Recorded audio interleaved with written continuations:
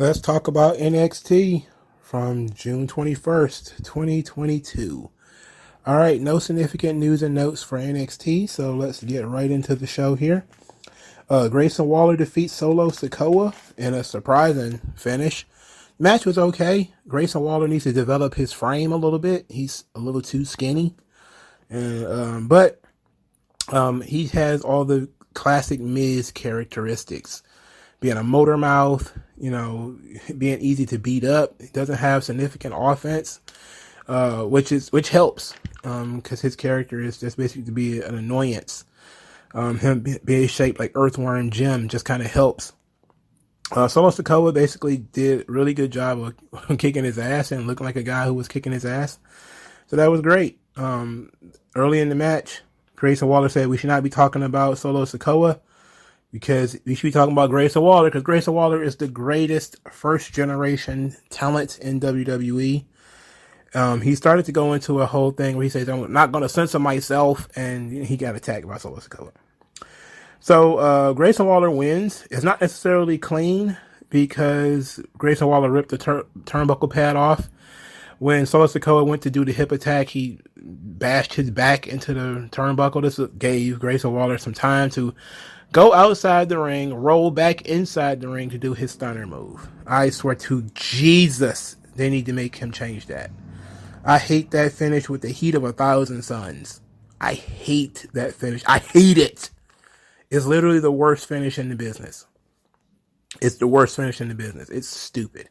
It's stupid on a whole different level. It's stupid beyond measure. It's a stupid finish. It's a stupid finish. Jesus, he need to get rid of that thing. All right, so Tony D'Angelo talked about it being a big night for the family.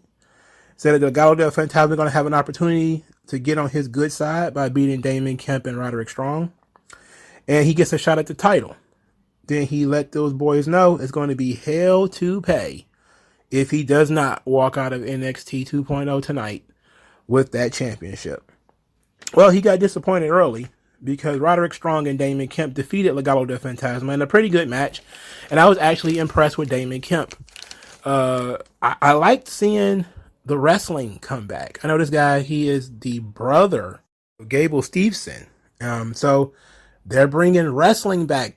Damon Kemp and the Creed brothers, Tony D'Angelo, guys who are collegiate wrestlers. We're kind of getting back to what we should have been.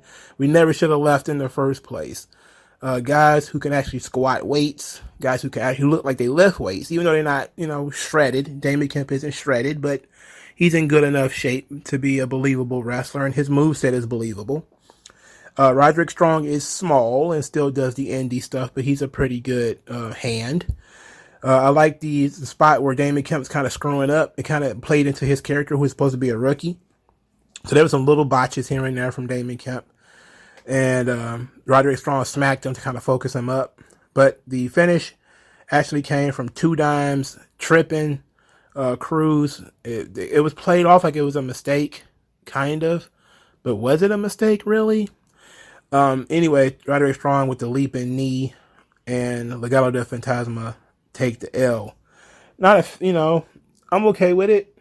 Damon Kemp needed a win. Roderick Strong is, he doesn't really need to win, but it helps that he wins. It helps further the character of the guys that he's with. I really want to see more out of Damon Kemp. I did see Damon Kemp in NXT UK. He was okay, but he was very bland. He's very bland. He needs a character. Character. All right. This leads us to the main event, where Tony D'Angelo loses to Carmelo Hayes in a pretty good match. This match was absolutely very good. I like the rolling back body drop that Tony D'Angelo did. I'm not even sure how he got in that move, whether he got into that on purpose or by accident, but he ended up rolling Carmelo Hayes up like almost like an Alabama slam, and kind of rolled through and then back body dropped him. It was pretty sweet. The finish came with Tony D'Angelo getting kind of exasperated and unable to beat Carmelo Hayes. So he asked for the brass knuckles. Santos Escobar, for starters, he hesitated. And then once that Tony D'Angelo was like, yeah, he was sure that's what he wanted, he tossed the brass knuckles to Carmelo Hayes, almost directly to Carmelo Hayes. It wasn't even no attempt at making it seem like it was an accident this time. He just did it on purpose. Carmelo Hayes beamed Tony D'Angelo with the brass knuckles, pinned him 1, 2, 3. So I'm interested in where we're going from here. You know, Legado del Fantasma has proven themselves to not really be working out in the family. They're screw ups, so they're going to get fired or kicked out or buried or something like that. Now, Tony D'Angelo earlier in the night, I didn't forget this time, he did say that Elektra Lopez was doing what he told her to do, but we were not told what Elektra Lopez was doing. So we don't know what she been up to, you know. No, you know, the implications are there. Anyway, so we know that this was, I think, just the last taped NXT. I think it goes back to live next week. So this was the last of the two taped episodes of NXT. Hopefully, it goes back to live next week. So it ought to be interesting where we go from here. You know, obviously they're going to kick these guys out, but what does that mean for them to get kicked out? They're going to have to sleep with the fishes. We're going to have to finally explain Two Dime's disappearance, because Two Dimes is not going to be there when they go back live. So there's a lot of questions surrounding the Legado family, the D'Angelo family right now. Where the hell is Elektra Lopez, for starters? What are we going to do to Santos Escobar and Legado del Fantasma as far as punishments are concerned, and how are we going to explain Two Dimes missing? There's a lot. They've had 2 weeks to explain it, you know, to get to this point. But it was really good. You know, maybe they're going to have a third match, another match. It seems like that's where we're headed. Maybe a loser leaves NXT match. You know, that might be next on the docket. But I don't know. It seems kind of weird to even think that we would have a loser leaves NXT match, because it seemed like we already had the definitive match between the two. All right. Katana Chance and Kaden Carter defeated Yulisa Leon and Valentina Feroz. This was a very similar match to the one they had before. These seem to be the best dance partners for Katana Chance and Kaden Carter, considering the styles are similar. So you have, you know, Valentina Feroz and Yulisa Leon, two people who need characters, but they're fast. They're high flying, very agile, and they match up stylistically with Kaden Carter and Katana Chance. So this leads us to Toxic Attraction. So Toxic Attraction comes out. They cut a promo about Roxanne Perez's fluke victory over them last week, and still says that she's still a loser. And if Roxanne is having dreams of winning the title, she needs to wake up. Gigi Dolan cut in and said this isn't a fairy tale, and that when the pressure is on, they fold. She should ask Cora Jade, and this is what JC Jane jumped in and said, that Cora Jade always folds when the pressure is on, when things matter. And said that she needs to go, said Roxanne Perez needs to go buy another bus ticket and put posters of real superstars on the wall like them. This led Roxanne Perez and Cora Jade to both come out. Roxanne talked about being on top of the world, said that she's living her dreams, but it's better to share her dreams. And while it would be great to be the NXT Women's Champion, it would be even sweeter to be an NXT Tag Team Champion with her best friend.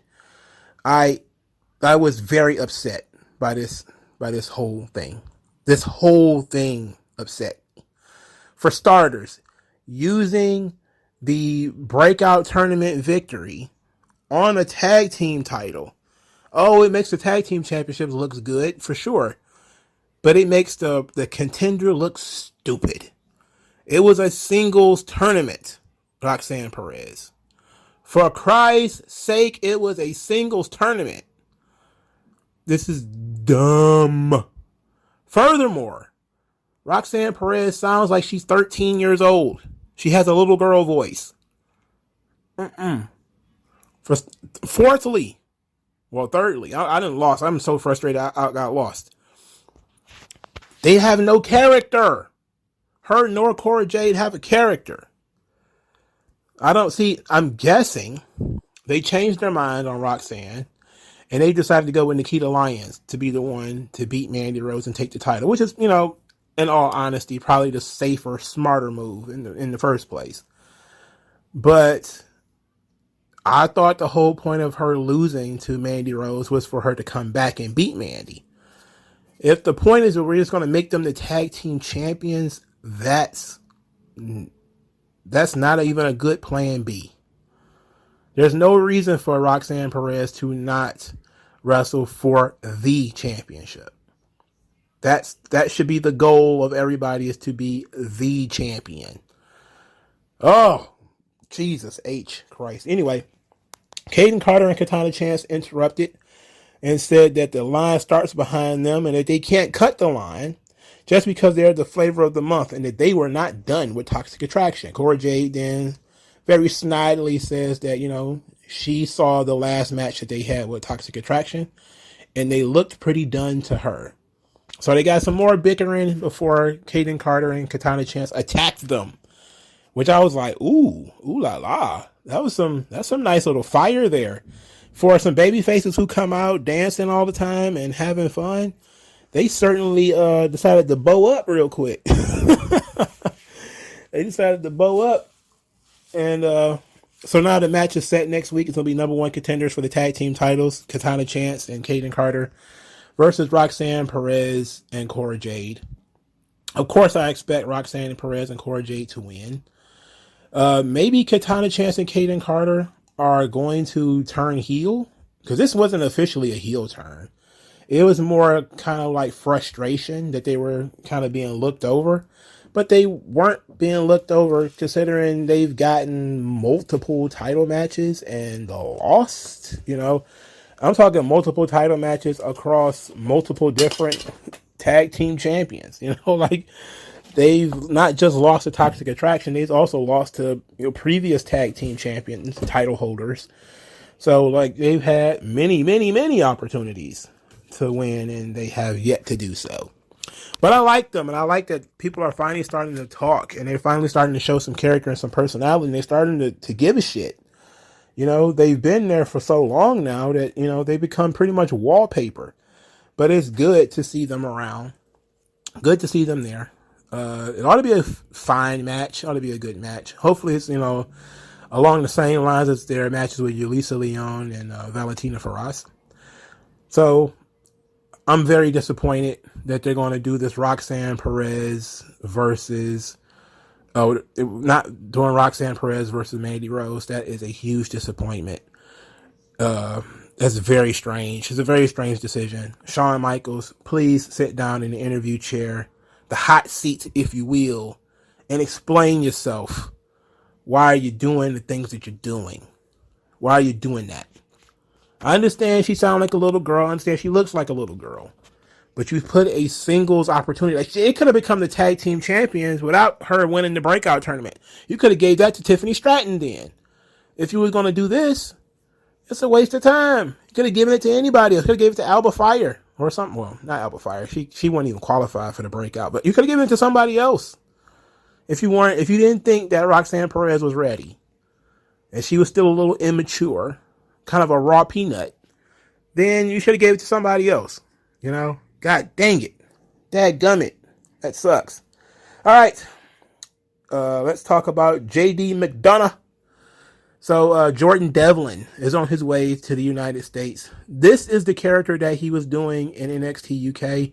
It's basically another rich man gimmick. He's living the high life in Ireland, beautiful Ireland, house by the lake and all that kind of stuff.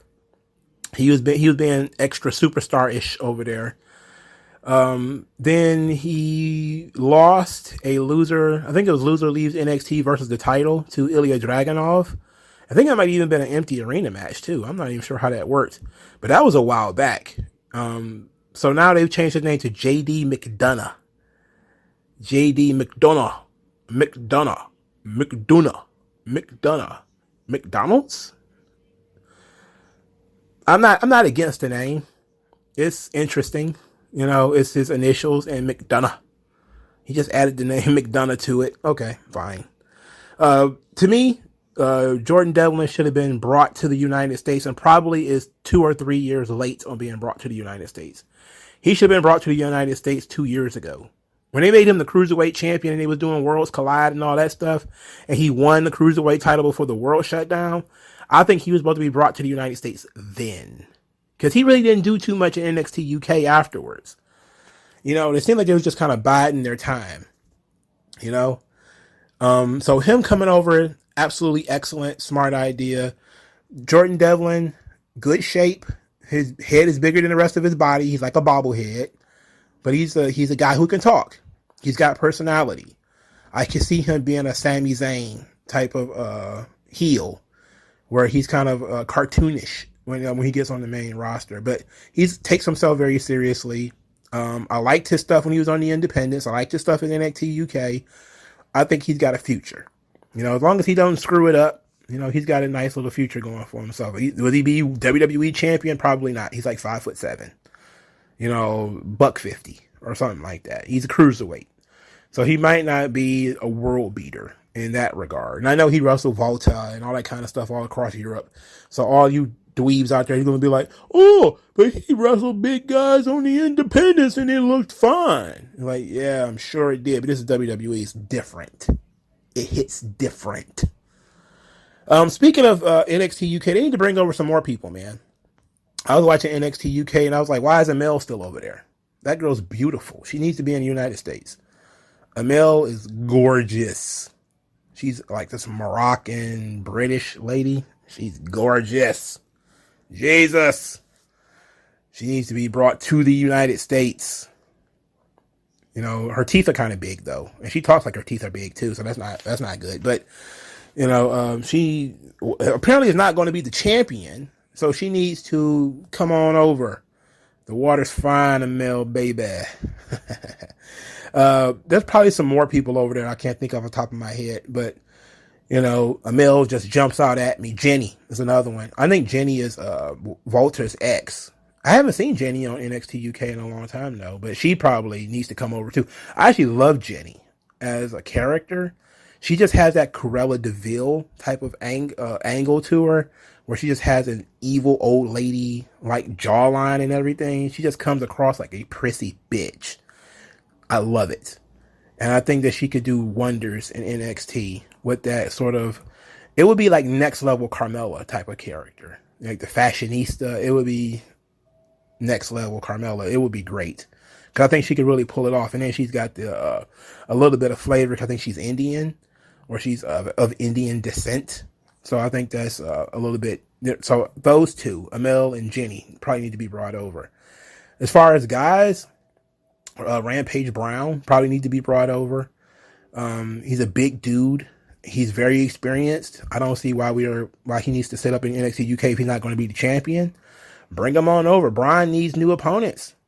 The bigger, the more experienced, the better. So, maybe even give a Rampage Brown a little bit of a run with the title. Why not? I like that guy. I think he's injured right now though, but he should come on over. All the Gallus boys, they need to be brought over. All of them. Gallus has kind of run its course in NXT UK.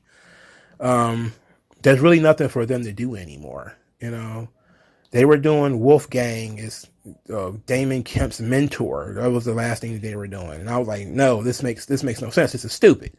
Bring Joe and the rest of them, Joe and Mark and the rest of them over here. I know it's a lot of accents. I'm not saying bringing everybody at one time, but start a process of bringing some of these people in. Saray has gone over to NXT UK. Her mission is to wrestle Meiko Satomura, which actually makes a lot of sense because Meiko Satomura is a Japanese legend, and Saray is a young lady who was probably looked up to Meiko Satomura when she was in Japan, and that's her goal, is to be the NXT UK Women's Champion. And since Saray was not a part of a storyline, sending her to NXT UK was probably a smarter decision. And it'll probably be better for her in terms of people who actually enjoy what she does, because those UK fans are exceptionally nerdy. I'm talking like they're nerdy down to their very core. I'm talking they have nerd livers. That's how nerdy they are. You know, they're the worst. Wrestling fans in the UK, the worst. Scum of the business. All right. Absolute scum of the business. I cannot put it more clearly. You know, and I'm talking of the Wrestle Talks and the Voices of Wrestling and the What Cultures, all them guys. Not necessarily everybody in the UK, but all of the little factions of weirdos that, you know, suck upon the nip of Meltzer and the guys who made TNA the #1 wrestling company in the UK. All those weirdos. Those guys are the worst. They're awful. And we need to get some wrestlers away from them. And we can send some people over there to them. That would be great. They all hate NXT UK anyway, so it doesn't matter. You know, the amount of people who hate NXT UK for just like the random reason that it exists is bizarre. But there's a couple of young chicks like Zaya Brookside who probably could do very well in the United States too. So there's a lot of crossovers that could possibly happen that I've kind of foreseen in my head. But I'm really looking forward to the Saray Mako Satomura match that's upcoming. I really look forward to that. All right, let's get back to NXT. Enough about NXT UK and crossovers. Wesley came out to try to give his Tony winning performance. He talked about it as a blessing to remain here, to get some love. So he went from highs to lows and being a tag team champion with his brother to watching their world explode. It says that he tried to find himself and only found pain and anger, and he apologized for not being himself. Let's say all the acting out was because he was trying to prove himself and he was trying to stand out alone. And this led Trick Williams to come out there to say that maybe you left your brother behind. You know, that maybe you're not the friend you pretended to be. And Wesley got real offended. You know, he got real offended. And he said that, you know, Trick had been playing second fiddle for so long, playing hype man. Does he have any hype for himself? And then Trick Williams said, well, you know what? I may act like all your friends and just leave. And then he did. I was like, okay. Now, I didn't hate this. You know, they're trying to give Wesley some opportunities to branch out. He's moving away from that whole Sangha thing and that Zion Quinn stuff. Okay, good. Great. We're moving away from that. Trick Williams doing stuff by himself. Excellent. Finally. It took us way too long to get to Trick Williams doing something by himself. Fantastic. Him coming down there, running down Wesley for no reason. Great stuff. Top shelf shit, you know, right there. Not so sure what Wesley's character arc is now. You know, is he still trying to prove himself? Like, I'm pretty sure he, you know, hasn't successfully proved himself. He hasn't won anything. He beat a couple of guys who weren't really being pushed after losing to those same guys. You know, so I don't know. But I like the segment though. Except the part where he was talking about wearing his tears proudly. I was like, oh boy, it's too much crying in wrestling going on these days, dog. It's too much crying. The Shawn Michaels influence. Everybody crying now. All right. Tiffany Stratton. She had a sit-down promo where she talked about the tragedy of Wendy Choo. And that she doesn't just feel bad for Wendy Choo, but she feels bad for everybody around Wendy Choo. That she's frumpy and her wardrobe is bad. And that, you know, Wendy Choo never took first place in anything. And she's jealous of her. And she says that Wendy Choo has never been in the gym and doesn't know anyone named Jim. It said that she's a Peter Pan reject. I was like, oh gosh, she really just tried to bury the shit out of Wendy Choo here. And said that she likes sleeping so much, she's going to make sure she sleeps for good. I was like, okay. I like Tiffany Stratton. She's really starting to get the character. It's really starting to work. You know, it's not character. She's turned it down a little bit. It's not so over the top. I'm not a fan of this whole Wendy Chu thing, but hopefully Tiffany Stratton mops the floor with her and I don't have to deal with this for too much longer. And we bow our heads in prayer. That's not how prayer works. Giovanni Vici says that the supreme athlete of NXT is here. And he put the entire locker room on notice. And that he did it in style. Which led Ike Minjiro to appear and says, you are stylish, But, do you style strong? I guess we'll have to find out. And I was like, oh Lord. Hey, speaking of which, Kushida has gone back to New Japan. He was going to be wrestling Taiji Ishimori, apparently. That's great. That's just great. He's going back to Japan. But Ike Minjiro without Kushida, Ike Minjiro, period, is just going to be, I don't know, comedy job guy. He's small and ill-defined. I don't know what, I know what Ike Minjiro's gimmick and character is. He's supposed to be a stylish Japanese man, but his English isn't that good. And I know, and I want to say this here because I know people are listening. Brian Solomon, the guy who wrote the book on the Sheik Farhat, he was very offended at the way Asuka is being portrayed in WWE. I may do a video on that separately, but I just want to talk about just this portion. I've been told, and I wouldn't know because I'm not Japanese, that it's very hard for the Japanese to learn English.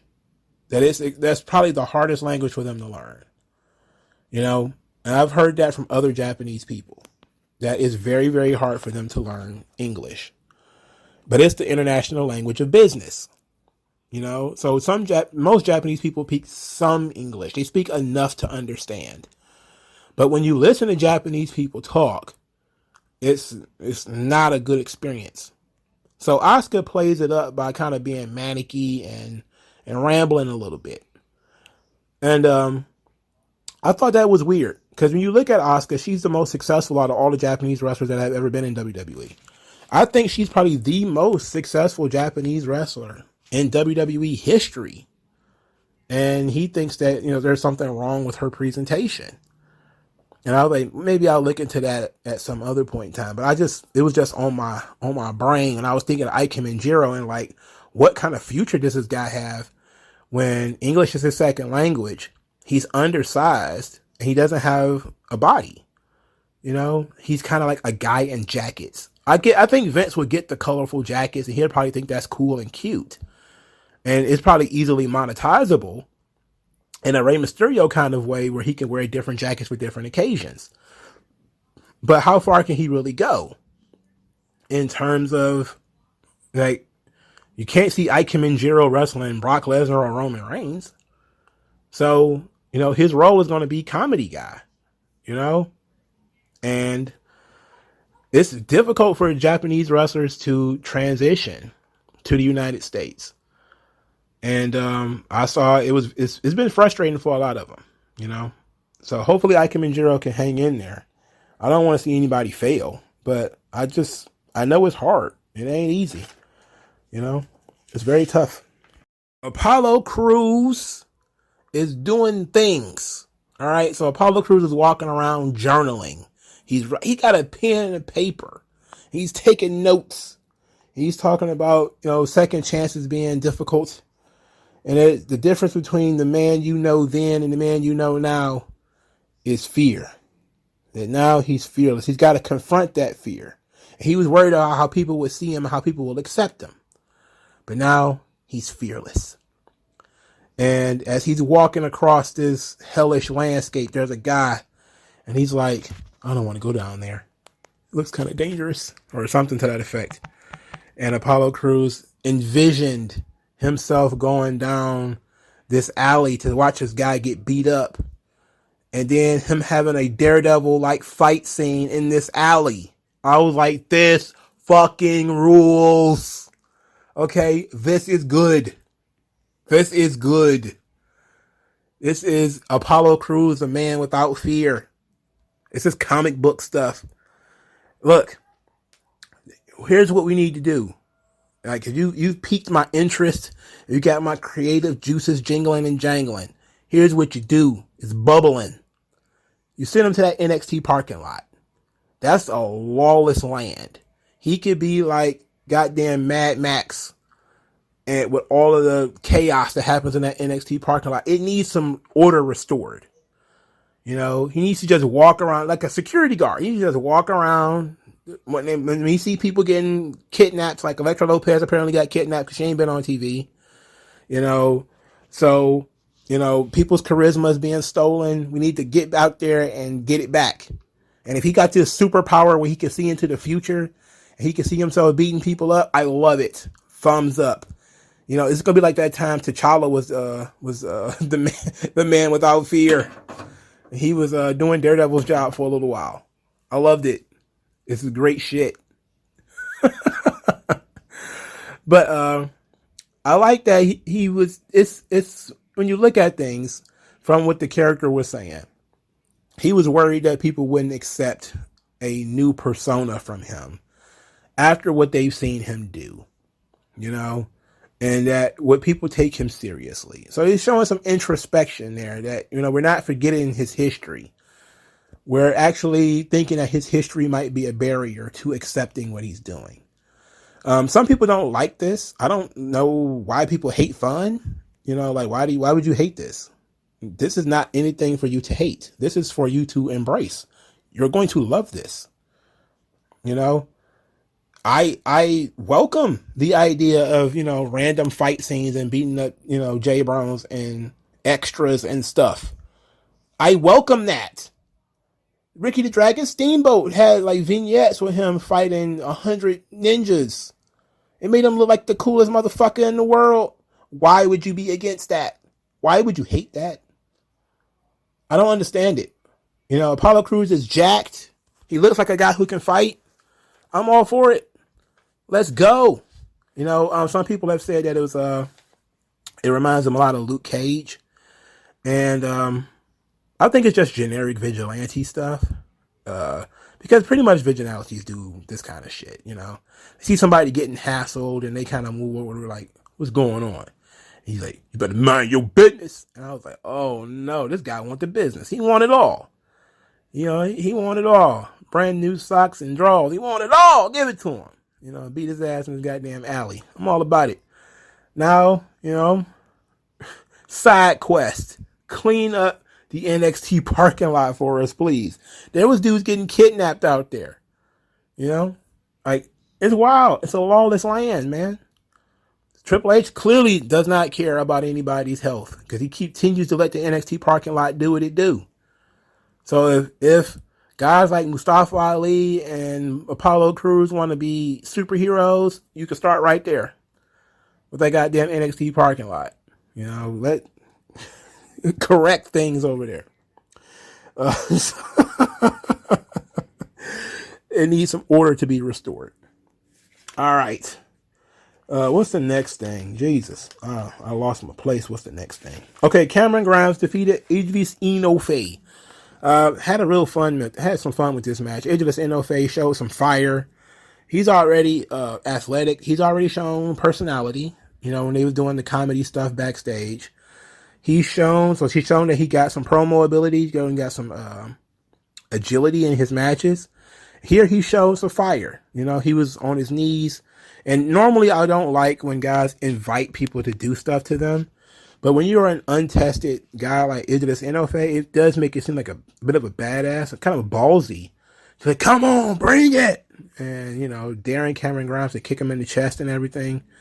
I was like, okay. I didn't dislike this. Cameron Grimes wins with the cave-in. Afterwards, they shook hands. I'm like, all right. Idris Enofe could be a player in the future. He's not a huge guy, not a very big guy, but he's big enough. You know, for now, he's big enough. You know, it's a slow road for him, but you know, you're gonna get there. After he shook hands with Cameron Grimes was in the back. He was kind of in a trance. You know, he's one of those things where he breathes with his mouth open. And Braun Breaker walked up to him and said that he got a lot of heart, and that's the Cameron Grimes that he wants. Cameron Grimes says, I don't think so. Because if that Cameron Grimes shows up, he's walking away NXT champion. And I was like, oh, really? Talk your talk then, man. Go ahead and threaten you some Braun Breaker. I know that Braun Breaker is he's not really the main character in this show no more. I think the whole Gacy thing derailed the hell out of him. I don't know who's going to be the main character now that Braun Breaker's been derailed. But, I guess we'll figure it out.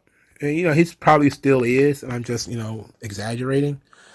But I can't wait for this match, though. This match is going to be super fun.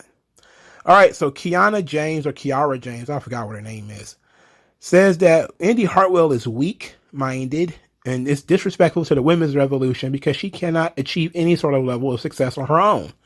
That's why she keeps jumping from friend to friend. And Indy Hartwell, of course, threatened to kick her ass. And Kiara James says that that's why she doesn't deal with people. She deals with facts and figures because they don't lie and they don't emote. But she accepted the challenge for the match next week. And I was like, that Kiara James, look at her shoulders and stuff. She's kind of built. Okay, not bad. Indy Hartwell, okay. All right. I thought she was still going to be friends with Cora Jade and Roxanne Perez. Apparently, they're not going that direction. That's odd. I don't see why not. Because Cora Jade and Roxanne Perez are still outnumbered. So why wouldn't you go in the direction of keeping the numbers even? I don't know. That ought to be interesting. So Thea Hale finally shows up at Chase U, and she is now roommates with Bodie Hayward because apparently Chase U has co-ed dorms. Bodie Hayward is an idiot. He, for starters, didn't know that they had co-ed dorms. Secondly, he didn't really understand what it means to share a room by saying, like, am I going to get it Monday, Wednesday, and Thursday? Or it's like, bruh, I mean, she's going to be in the same room with you. And she was so excited. She was bouncing up and down on the bed and, had such energy. And Bodie was kind of sitting there in a stupor. She said they're going to debate and she's going to win and all kinds of stuff. And I just noticed that she was wearing like some Daisy Dukes kind of. Now her ass wasn't out. But I was looking at them shorts and I was like, she cannot be my roommate. Not in them shorts. That's a Title IX waiting to happen. If you don't know what Title IX is, Google it in the United States. That's the the killer of college football players, okay? You do not want a female roommate who refuses to wear clothes. All right? You don't want that. She's not your sister. She shouldn't be in the same room with you. All right? We got to start treating it like a Catholic school around here. Like, unless y'all cousins or that's your sister, ain't no reason for y'all to be in the same room together alone. But she was super excited for an opportunity to hang out with Bodie. So we're about to get some Chase U shenanigans. And maybe even a love story. Because I'm pretty sure they're going to take this thing to the next level. I mean, they got to, right? They're not going to sit in there and treat them like, like they are brother and sister, are they? That ought to be weird. But Thea Hale's, she's kind of masculinized too. She kind of got like a bit of a heavy voice. She's also got some thick arms. I think she's a collegiate athlete, so she's got some musculature to herself. And it's crazy how she's like literally 18 or something like that. And she has more muscle mass than some grown wrestlers in AEW. It's unfortunate. Speaking of body, Nikita Lyons saying that patience sucks and that she needs to get back in the ring. She wants to constantly be moving, and that once this leg heals, there ain't gonna be no warm-up match. She's jumping right back in, balls to the wall, and she gives everybody 7 days, and she'll be back next week. I was like, okay, can't wait, cannot wait. Bring it. Bring me some Nikita Lyons. Bring it. Von Wagner and Brooks Jensen. Von Wagner wins. The less said about this, the better. Everything that involves Von Wagner is an absolute cancerous lesion on the body of this show. He is a black vacuum of charisma. And Brooks Jensen is a weirdo. So no, I hated this. I hated it. With the heat of 1,000 suns? Well, with the heat with 12 suns. How about that? I do not like this Sam I Am. Speaking of do not like, I do not like Lash Legend. I do not like Drag Queen Story Hour. I do not like it. Lash Legend is not good. She is the very definition of not good. Not good. She almost killed herself on the Gory Bomb. She almost killed herself. And then they protected Lash Legend by having her lose by disqualification. Nah, man. Pass. No more Lash Legend. Please. At the very most, send her back to the PC. At the very most, get her off TV. She's not improving. Like, Tiffany Stratton got really ripped. Like, the first 2 times she was on TV, people was tearing into Tiffany Stratton about how green she was. Now, you don't hear that stuff. She got better very fast. Lash Legend was terrible when you first saw her. Granted, those were her first matches. She's still not good now. And I don't think she's been on TV 6 months yet, and that's the only thing that's making me say, okay, there's no point in, firing her, because she ain't been there a year. She ain't been on the roster a year. I think give them at least a year on television. Unless they're absolutely so rotten that even in a year you don't see any value in them. If in a year you think that there is some value in Lash Legend, then at least let her work dark matches and level up for another few more months. And then that's it. Because what can we do, man? She's either going to hurt somebody or she's going to hurt herself. And I'm not saying she's absolutely an abortion waiting to happen. I'm just saying she's not good. That's all I'm saying. She's just not good. If she gets good, things will change. I wonder what happened to Amari Miller. Did she survive a match with Lash Legend? She needs to come back. Bring back Amari Miller. Okay, so the final segment is Joe Gacy talking to the Dyad about them leaving everything that they had in the past, leaving everything behind to follow his message, and that he has showed them the light within them. And even though they've tasted championships before, it's going to taste sweeter now that they've decided to follow him. And I was like, okay. At first, I was like, all right, maybe it's not the Grizzly Young Veterans. No, I'm saying it can't be nobody but the Grizzly Young Veterans. All right. So unless it's going to be the Viking Raiders, could it be the Viking Raiders? No, because it's certainly not them. These two guys are skinny. And I still said that it might be a thing where when it's time to unveil these guys, it'll be different people than it was under there previously. So I'm guessing it still will probably be the Grizzly Young Veterans, but it probably should be the Viking Raiders, because the Viking Raiders, they need a new coat of paint. The Viking Raiders thing is not working. It ain't working. It sucks. It ain't working. But Joe Gacy's derailed. I don't know what's going on anymore. The Dyad, the wrestling hoods. It is what it is. Can't argue with that. Solid logic. You wrestle in hoods. It's summer. It's summertime all the time in Florida. You're going to walk around in a goddamn hood. Do your thing. But that was the bad stuff on NXT. It was, the second, that goddamn Brooks Jensen and Von Wagner and Albert Fire and Lash Legend and the Joe Gacy stuff. That's the bad stuff. Everything else was good. Everything else was very good. They're not really, they're still introducing new characters, but they're introducing more experienced characters now. So Apollo Crews and Jordan Devlin's going to get a little bit of a bump. I know I mentioned earlier Worlds Collide. For those of you who don't know, it is a cross-branded show between NXT and NXT UK. I think they should do another one, personally. I think they should do another Worlds Collide. I think they did 2 of them. They need to do another one. The pandemic is pretty much over. I don't know how it's still being handled in Britain, but, let's do it. let's bring the two rosters together for a mega show, probably near the end of the year around Royal Rumble or something. That's usually when they have these Worlds Collide shows. But NXT was fun. You know, they furthered a lot of storylines, furthered a lot of characters. That's all I can really ask for. So what do you guys think? Like, share, subscribe. I'll talk to you guys later, man. Peace out.